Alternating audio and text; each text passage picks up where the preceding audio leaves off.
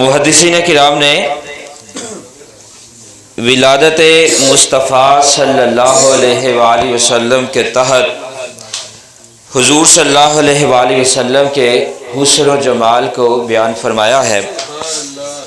امام بخاری علیہ رحمہ نے اپنی کتاب صحیح بخاری کتاب المناقی میں ایک باب باندھا ہے، باب صفات النبی صلی اللہ علیہ وآلہ وسلم۔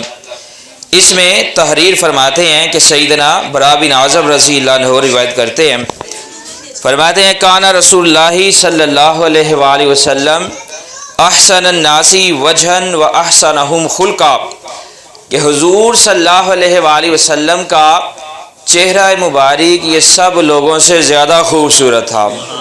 کہ سبحان اللہ، حضور صلی اللہ علیہ وآلہ وسلم کا چہرہ مبارک سب لوگوں سے زیادہ خوبصورت تھا۔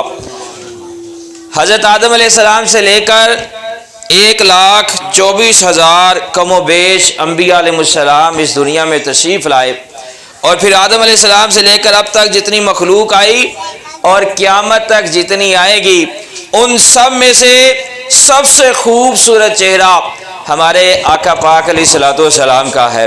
اور کتنا خوبصورت چہرہ سیدنا یوسف علیہ السلام کو دیکھیں، صحیح مسلم میں آتا ہے، ایک سیدنا انس رضی اللہ عنہ روایت کرتے ہیں، فرماتے ہیں کہ آقا علیہ الصلوۃ والسلام نے فرمایا کہ حضرت یوسف علیہ السلام کو لوگوں کا نصف حسن عطا کیا گیا تھا۔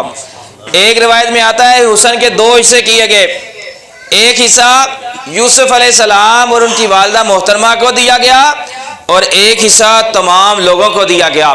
اور سیدنا عبداللہ بن مسعود رضی اللہ عنہ فرماتے ہیں کہ حضرت سیدنا یوسف علیہ السلام کا چہرہ مبارک یہ بجلی کی طرح چمکتا تھا۔